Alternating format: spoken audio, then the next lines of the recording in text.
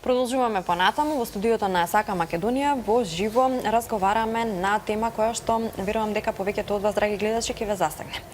За разлика од промените на стапалата кои што се резултат на нивната положба во матката и кои релативно брзо и лесно се коригираат, стапалото представува дел од телото кај која често се јавува аномалии. Овие аномалии се резултат на вродени промени на скелетот, мускулите и нервите на стапалата и представуваат сериозен проблем кој што мора да се лекува. Една од најчестите промени на стапалото е вродено криво стапало. Неприродната положба е лесно забележлива, исто како и фактот дека обидот за мануелна корекција на ваквите стапала не успева да постигне нивна нормализација. Со други зборови, така променетите стапала се нееластични, тие се ригидни и за нивната корекција потребно е сериозно лекување. На оваа тема разговараме со доктор Маја Каличанин, Марковска, специјалист по ортопедска хирургија, ортопедија и травматологија. Добро утро и добро дојдовте. Добро утро. Спомнавме дека темата на која што ќе разговараме ќе биде вроден деформитет на стапалото. Нашите гледачи ќе ги повикаме во текот на разговорот да се вклучат и да постават прашања доколку имаат на оваа тема. Доктор Маја, ајде да започнеме. Кои се најчестите деформации од вродените деформитети и кои се најчести кои што можеме да ги издвоиме? Така, вака сега би почнала со тоа дека многу е битен првиот преглед уште во родилиште. Во изминатите години, имаше многу убава пракса во родилиштата да оди ортопед, лекар, кој што ќе ги прегледа сите бебиња, ќе направи еден скрининг и многу рано, доколку има некаква аномалија кај детето, ќе ја открие, ќе ја нотира, ќе се каже на родителите да се почне со рано лекување и по кој пат ќе се објасни убаво по кој пат треба да се оди, во која насока треба да се движи лекувањето, да се објасни на родителите дека за најголем дел од сите тие аномалии има решение, дека можат и конзервативно да се лекуваат и дека исходот ќе биде, речиси во 90 и нешто % од случаевите, добар. Што е многу битно, да се релаксираат малку родителите, да не бидат во стрес, од предстоечка оперативна интервенција, која што е на вистина голем стрес и за родителите и за детето на таа возраст. Едни од најчестите аномалии кои што ги сретнуваме во родилиштата е дисплазија на колковите, крив врат или тортиколис, крива шија, да кажам, вака во народот познато, и вродено криво стапало или латинскиот назив песеквиноварус конгенитус.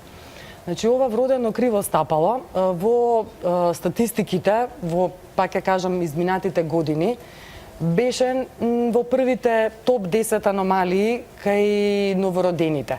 Се смета дека 1 од 1000 деца има ваков деформитет, почесто е кај машките деца и тоа 2 пати во однос на девојчињата.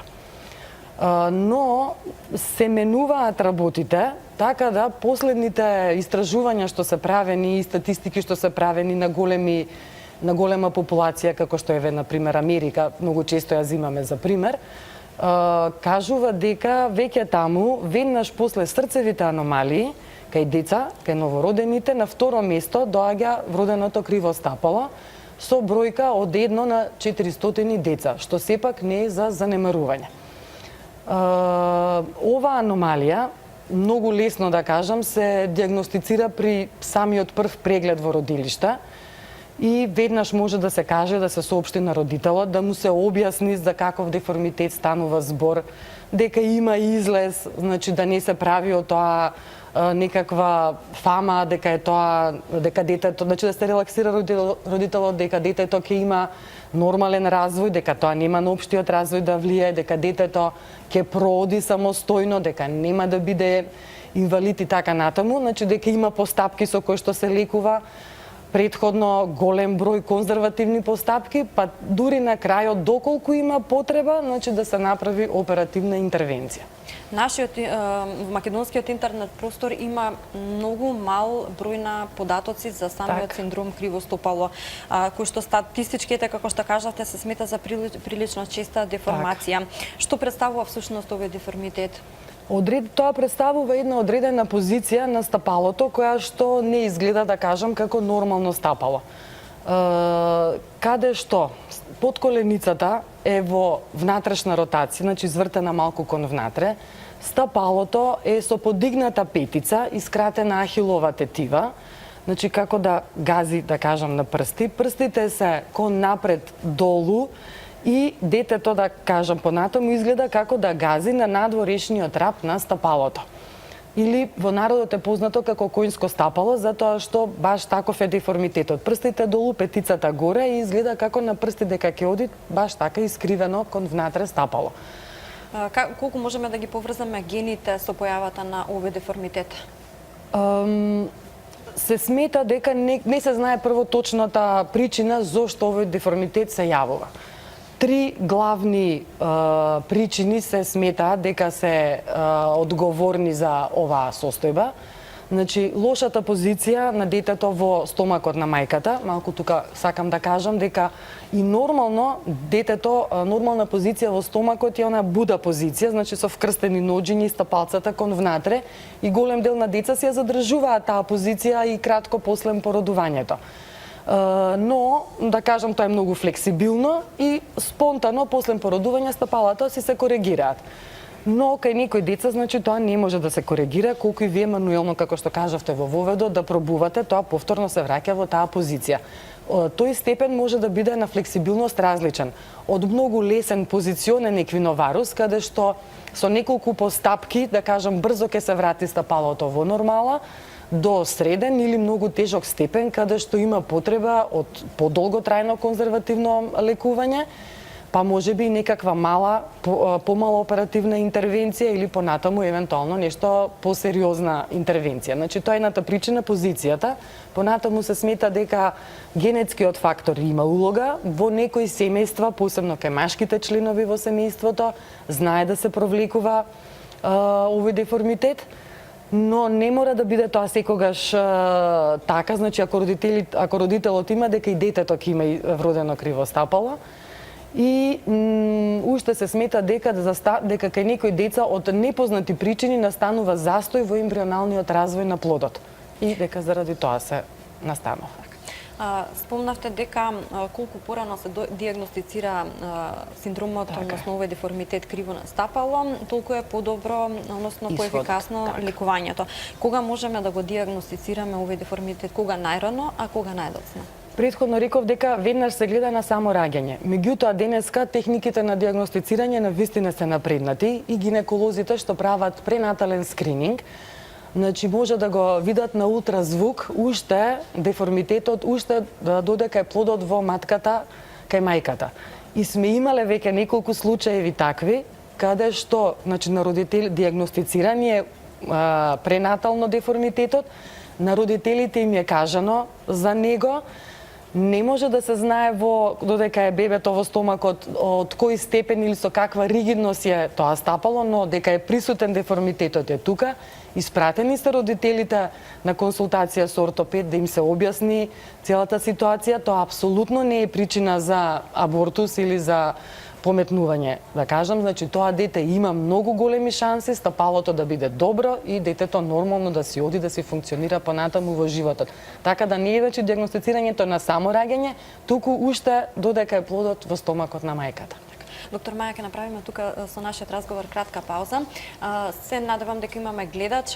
Добро утро ќе му посакам на оној кој што се јавува во овој момент. Добро утро, дали се слушаме?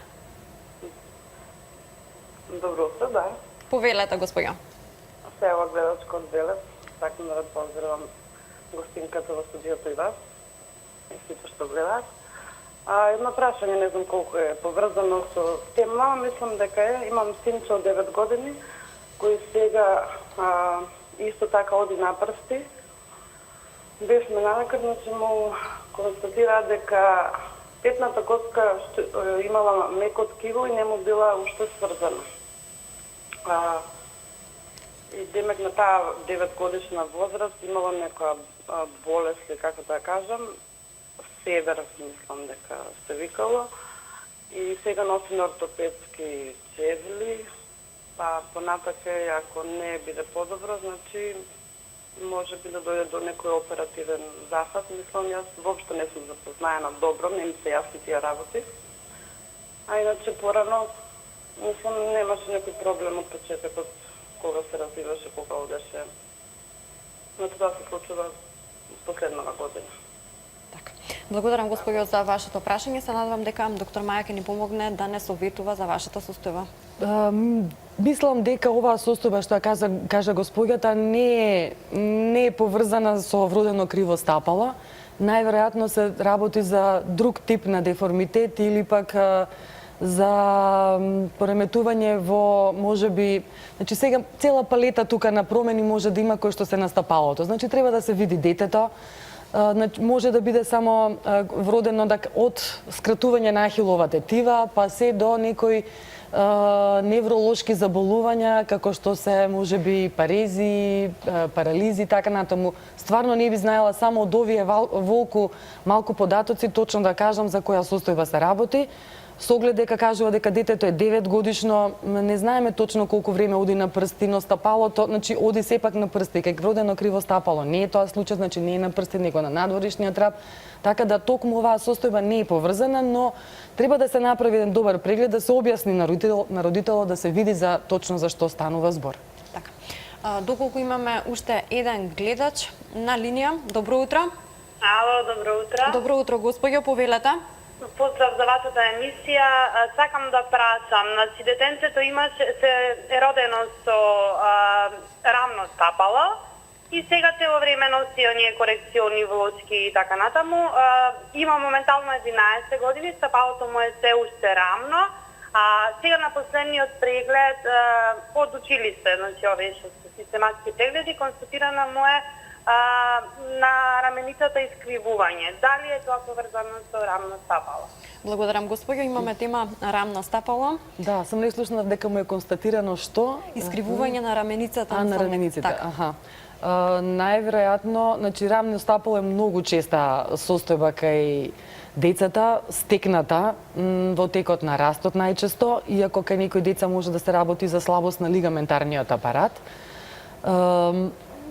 Се пробува со конзервативен третман, значи со правење вежби на стапалата, некогаш со некој облик на физикална терапија, со носење на ортопедски влошки, сега и тука се менуваат влошките, порано беа доста крути, чевли и влошки, сега се оди повеќе на флексибилни материјали, значи повеќе на активирање на самата мускулатура на стапалото, но тоа што едната раменица е искривена може да укажува дека детето развива можеби некаков степен на сколиоза.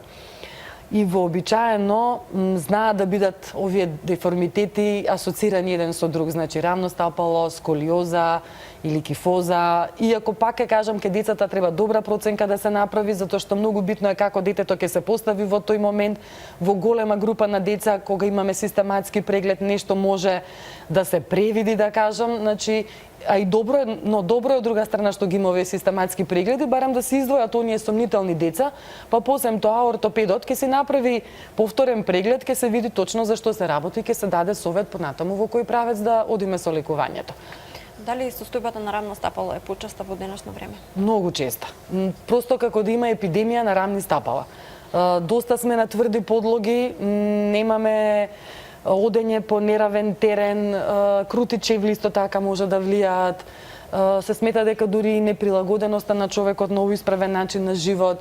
Децава се повеќе седечки се занимаваат. Значи сето тоа стварно е голема тема и можеби во друга прилика би ја отвориле.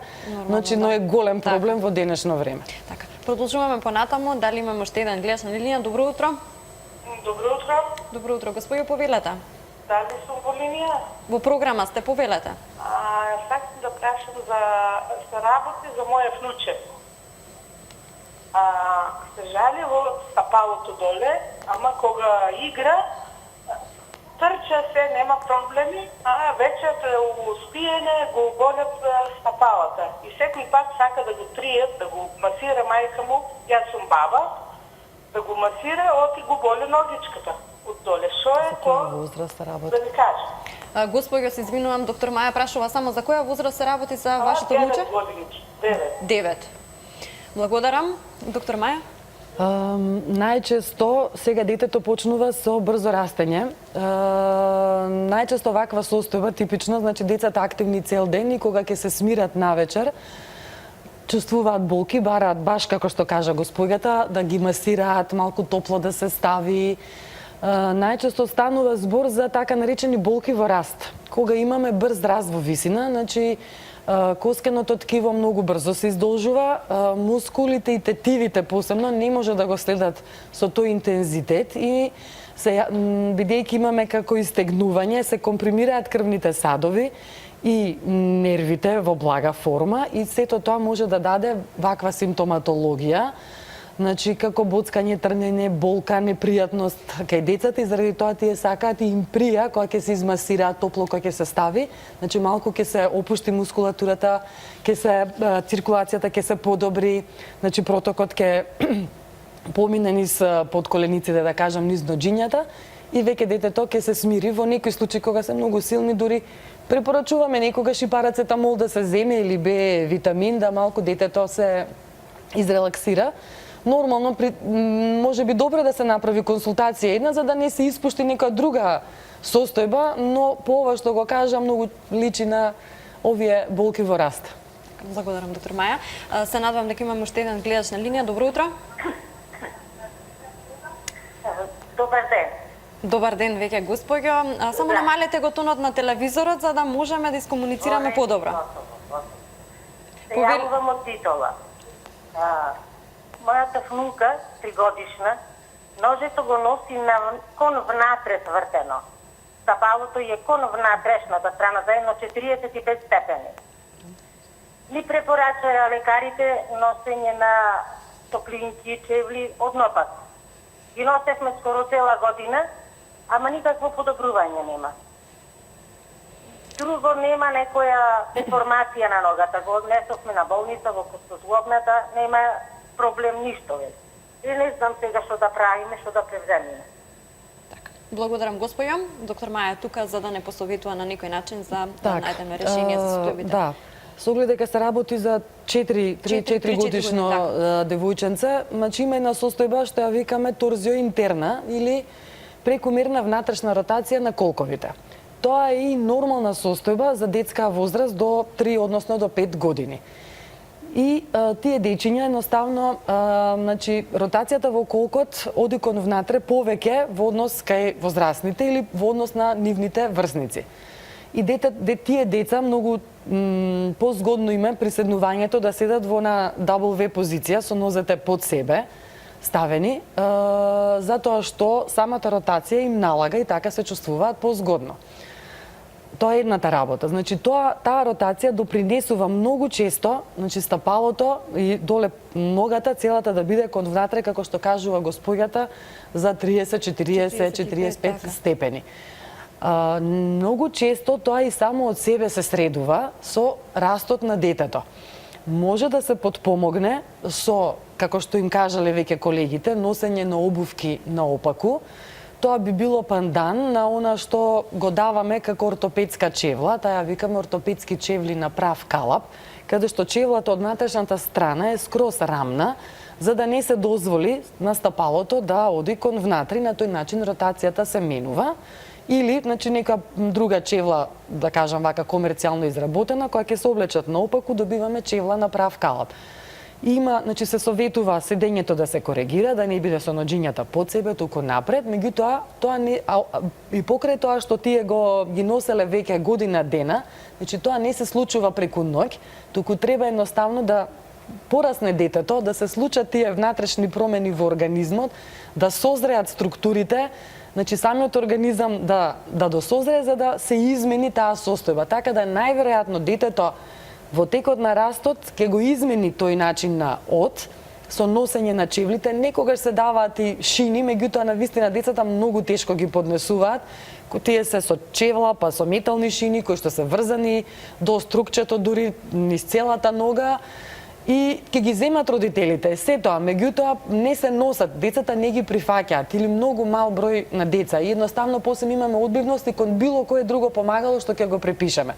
Така да се оди кон вежби повеќе, значи вежби на стапалото, промена на начинот на седење и евентуално носење на чевли наопаку или специјални ортопедски чевли на прав калап. Така, доктор Маја, ние за нашата тема Да, забравивме, малку. се отргнавме малку различни состојби, со различни состојби ни Да. се јавија гледачите, различни прашања, меѓутоа мора да продолжиме со нашата тема деформитети на стапалото.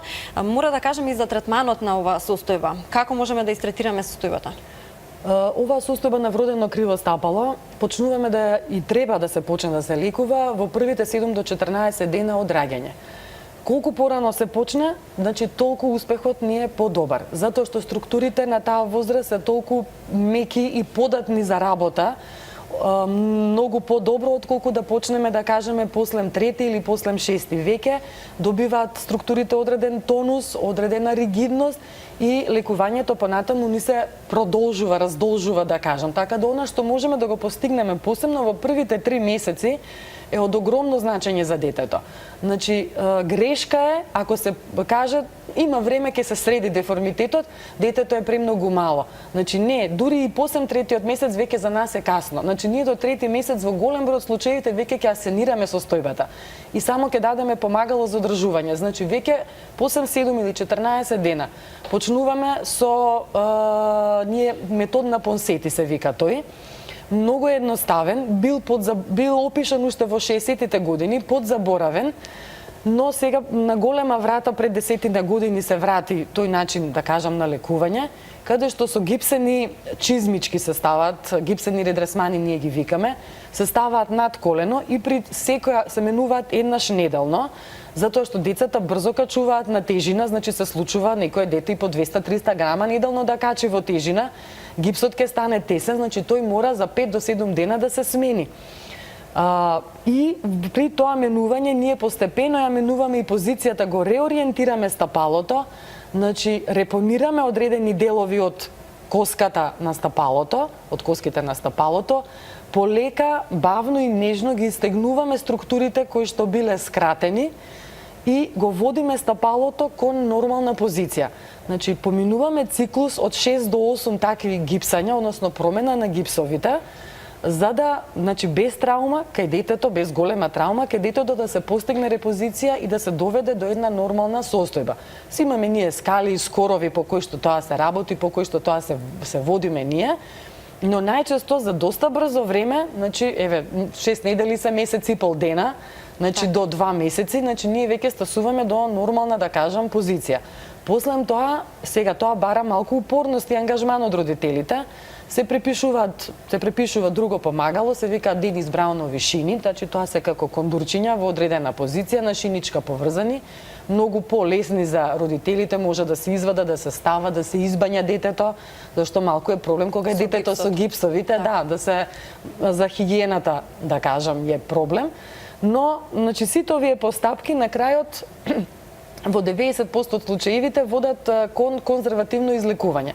Значи, исто има една мала интервенција, каде што имаме пресекување или засекување на ахиловата тетива, за да се добие доволна должина, за да може стапалото да се доведе во нормална позиција, која што може да се направи само со локална анестезија или со потенцирана локална анестезија, значи да се направи таа интервенција и понатаму да продолжиме, да кажам, со третманот. Сепак, ваквите стапала мораат да се следат се додека е детето во раст.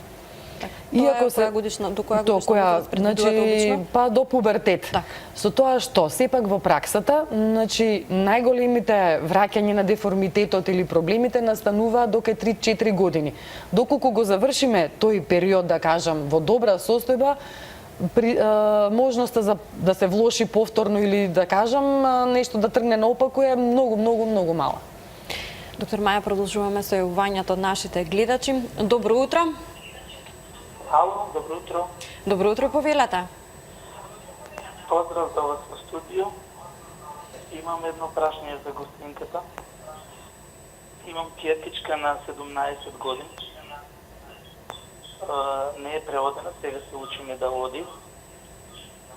Но заблежувам со голо око се гледа дека газе некако на внатрешната страна, на ногичката. И сакам да прашам какви чевли да носиме во моментот сега додека преодуваме рамни чевли или да бараме со со влошка, додека преоди. Ви благодарам, господја. Темата за изборот на најсоодветни чевли, да. обувки е секогаш нели Секогаш актуелна популарна и и секогаш актуелна. бараме совети не само за Да. помалите, туку и нормално и за Така, повозрастните. Значи 17-месечно Така, да. дете кое што е во фаза на проодување. Да кажам дека за нас нормално, да кажам ортопедите, нормално проодување е до 18-месечна возраст, иако и тука не е тоа резка граница некоја. Едноставно може да се случи некој дете да падне, да има некоја травма во текот на проодувањето, да се повлече, па да не сака да оди, па му треба малку повеќе време додека се окуражи да продолжи, да кажам, со оној нормален моторен развој, но мајка природа ќе си го направи тоа што треба и детето ќе си прооди. Околу изборот на чевли, значи прво во фаза на проодување кај децата нормално е да одат со стапалцата со внатрешниот рап малку кон внатре и малку пораширени, значи на широка основа, затоа што така си постигнуваат повеќе стабилност, сепак они се новајли, да кажеме, во одењето. И треба одреден период додека одот се стабилизирани. Значи дека детето ако проди и сега веднаш стабилно како возрастен човек ќе оди, значи и тоа е процес кај што треба одреден период додека детето да го научи да го совлада одот комплетно. Сега, значи тоа е многу честа работа, одење така на внатрешна страна малце и значи на стапалото и на поширока основа. Трендот сега е да се следи анатомијата на стапалото. Сега на оваа возраст стапалото е рамно кај сите деца, скоро до 2,5-3 години, заради тие масни перничиња кои што ги имаме на стапалото. Значи, друга чевла која што би ја нарушила таа анатомија не би била згодна за детето. Што значи, чевличката треба да биде флексибилна, која ќе ја земеме и ќе ја свиеме да може лесно да се свие, ѓонот не прекрут, не предебел, но не ни претенок сега веќе кога сме во фаза на одење, рамна чевла без влошки сега во моментот кога ќе почне веќе да се формира сводот на стапалото. Значи понатаму во текот на развој од 2,5-3 години може да се земе чевла, велиме, со анатомска влошка. Значи тоа е едно благо перниче од внатрешната страна која што само ќе го подржи сводот на стапалото. Инаку кај возрастните луѓе, значи заради умор на стапалата, добро е да се носат влошки со тоа перниче, со тој свод, затоа што подобро ни помага во амортизацијата на оптеретувањето. Во текот на активен ден, уморни сме, нели велиме, леле колку ме болат нозете кога ќе дојдам дома. Притисок, да, боцкање, така, често поготово ако да. чевлата не е удобна, тесна, на висока пета, покрут материјал, значи цел ден ако сте на нозе, нема влошка, значи оптеретувањето ни е цело време на стапалата. И носто притисок на тие мали структури кои што ни се доле. Па една влошка, значи од силиконска или кожната или сега има стварно голем избор на материјали, може да ни помогне, но за децата, да кажам, значи првите чевли ќе бидат без влошка, се додека е стапалото рамно. Обично сводот на стапалото се формира некаде, како што кажав, 2,5-3 години. Кај некои деца дури малку е продолжен тој период. Затоа имаме, значи првата контрола ни е на 18 месеци, потоа имаме една контрола околу третата година и тие би требало да се направат за да се види баш дали детето продолжува така да оди, дали треба вежбички да се дадат, дали треба некоја влошка, некои посебни чевличиња да се советува да носи или едноставно ќе оставиме така да си одат работите. Доктор Маја Војанова беше нашиот последен гледач со поставено прашање. Јас се благодарам за ово утренско гостување. Со вас има и наред други теми многу да се разговара, затоа што самите прашања од гледачите повлекуваат веќе неколку теми кои што се редовни и почести. Повторно ви благодарам. Во наредна прилика ќе се видиме со некоја друга тема. Ви благодарам со задоволство.